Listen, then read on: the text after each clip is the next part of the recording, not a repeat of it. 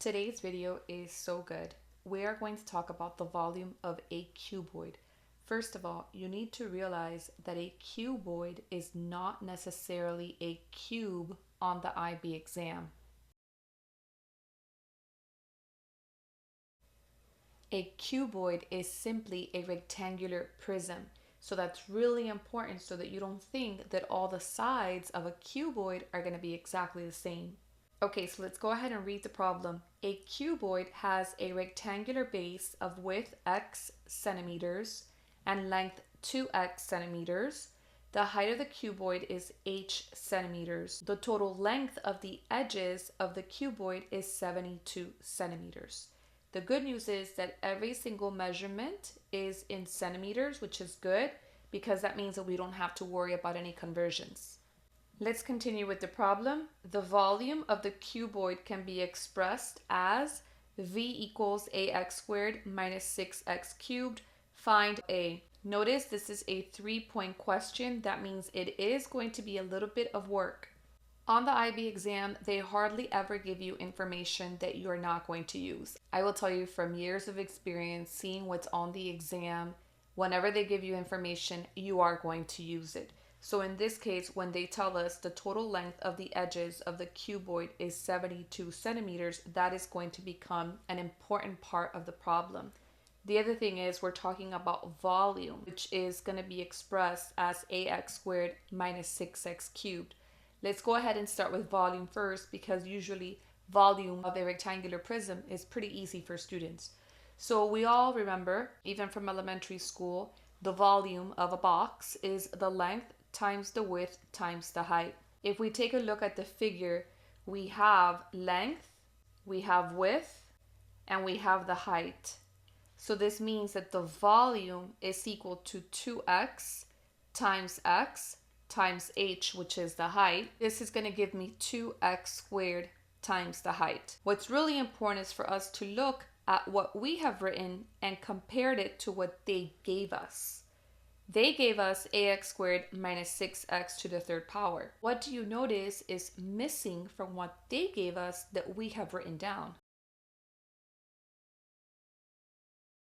If your answer is h, the height, you are correct. That tells me I have to somehow get rid of that h in my answer. And the way I'm going to probably end up doing that is through substitution. I'm going to go back to the information they gave me about the total length of the edges, and I'm going to use that to come up with another equation. So let's talk about the edges. Right now, here I have x, which makes this x. This is also x. And remember, this is a three-dimensional figure. I'm going to do my best to draw this out for you.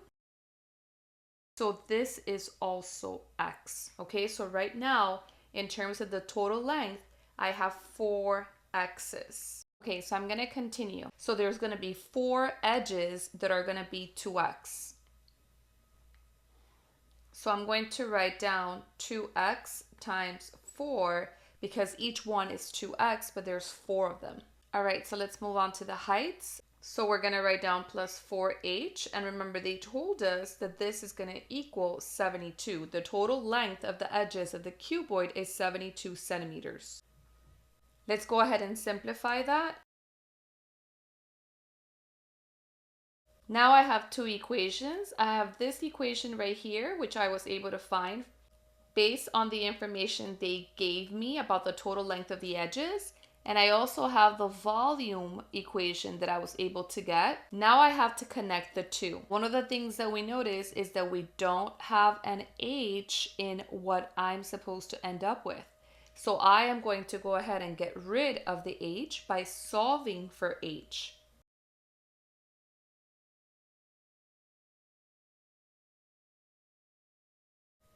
I'm going to now use that information and I'm going to substitute it into my volume formula.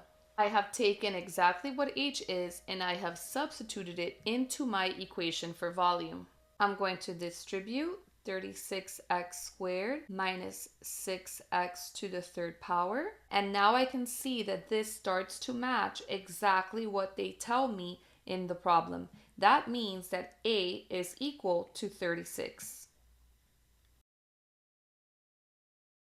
Part B, find the value of x that makes the volume a maximum. Okay, there are two ways that we can figure out this problem.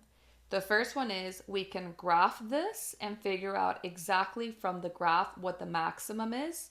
And the second way is to use calculus. In your calculator, you're going to go to y equals. You're going to enter your equation 36x squared minus 6x to the third power. Then you're going to graph this. Let's try to see what happens when I go to zoom fit. Sometimes zoom fit is helpful, sometimes it's not. In this case, notice I am trying to figure out the maximum. So my window right now is 0, an x max of 10. My y minimum is negative 2,400, which I can just put to 0. And the y max is 191. So let's just make it, I don't know, 300, just so I get a better idea. So here's a better picture. I'm going to go ahead and go to second trace. I'm going to choose option 4, maximum. You have to move your cursor by using the left arrow to the left, anywhere to the left of the max, press enter. Then go past the max, go all the way to the right, press enter. Always press enter for guess. And now my answer seems to be 4,192. If I go to my table by going to second graph, I can see that at 4, I am at 192. If you're going to use the calculator, the way you show your work is to do a rough sketch of what this looks like. And then you want to make sure that you put the answer. So 4,192, which means that x is equal to 4. Or the second way you could do the problem is by using calculus and optimization. What you want to do is take the first derivative, which is going to be 2 times 36, 72. Subtract 1 from the power, so 72x minus, take the power, multiply to the 6, 18, reduce the power by 1, x squared. And now for optimization to figure out the maximum or the minimum using calculus, you're going to set the equation equal to 0. When I set the equation equal to 0, I can factor. They're both divisible by 18 and they both have an x in common. I'm left with 4 minus x, so my two answers, x is either equal to 0 or x is equal to 4. There's no way that you're going to have a box where the length is 0. Therefore, the answer has to be 4. Subscribe to my channel for more help with math so that you can say, yes, I can do math. Until next time.